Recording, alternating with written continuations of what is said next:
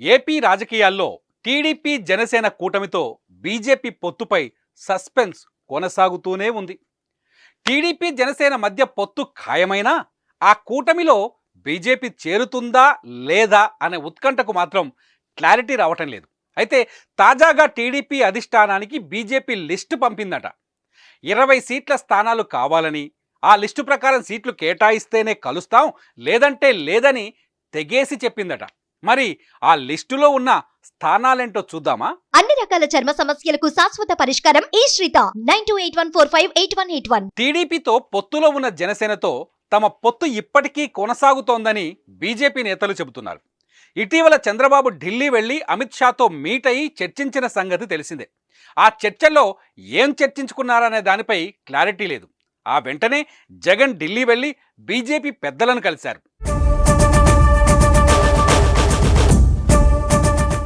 రాష్ట్రానికి రావాల్సిన వాటిపై అడిగేందుకు వెళ్లానని చెప్పారు, కానీ జరిగింది వేరు అని పొలిటికల్ టాక్. మోదీ అమిత్ షాలతో భేటీ అయిన జగన్ అక్కడ ఏం మాట్లాడారు, ఏపీ రాజకీయాల ప్రస్తావన వచ్చిందా అన్న విషయాలపై ఇప్పటికీ క్లారిటీ లేదు. అటు పవన్ కళ్యాణ్ ఢిల్లీ టూర్ అదుగో ఇదుగో అని వార్తలు వస్తున్నాయి, కానీ ఇప్పటి వరకు వెళ్ళనే లేదు. ఈ మధ్య మంగళగిరి పార్టీ ఆఫీస్లోనే ఉంటున్న పవన్ కళ్యాణ్ సీట్ల సర్దుబాటు, అభ్యర్థుల ఎంపికపై కసరత్తు చేస్తున్నారు. అయితే టీడీపీ జనసేన వెంట బీజేపీ రావాలని పవన్ కళ్యాణ్ కోరుకుంటున్నట్టు సమాచారం.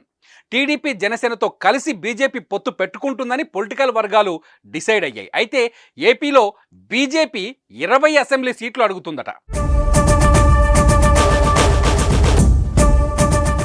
Rajahmundry city, P Gannavaram, Kaikaluru, Vijayawada central, Guntur west, Prathipadu, Bapatla, Kakinada city, Eluru, Jammalamadugu, Dharmavaram, Tadepalligudem లేదా ఉంగుటూరు, తిరుపతి లేదా శ్రీకాళహస్తి, మదనపల్లె, వైజాగ్ నార్త్, అరకు లోయ, శ్రీకాకుళం లేదా విజయనగరం, నెల్లూరు సిటీ లేదా రూరల్, ఒంగోలు, నర్సరావుపేట స్థానాలను కమలం కోరుతోంది. మొత్తంగా 20 స్థానాల్లో రాయలసీమ నుంచి ఒక్క ధర్మవరం సీటే అడిగింది కమలం. ఎక్కువ శాతం కోస్తాంధ్రపైనే బీజేపీ ఫోకస్ పెట్టినట్టు తెలుస్తోంది. ఈ విధంగా బీజేపీకి పట్టున్న సీట్లను ఎంపిక చేసి రాష్ట్ర నాయకత్వం, జాతీయ నాయకత్వానికి నివేదిక పంపింది. బీజేపీ జాతీయ కౌన్సిల్ సమావేశంలో ఏపీ పొత్తులపై చర్చ జరిగిందట. ఇప్పటికే జనసేన 40 సీట్ల వరకు గట్టిగా అడుగుతున్నట్టు తెలుస్తోంది. మరి కమలం 20 అంటే 175లో 60 స్థానాలు పొత్తులో పోతున్నట్లే కదా. టీడీపీకి 115 సీట్లు మాత్రమే మిగులుంటాయి.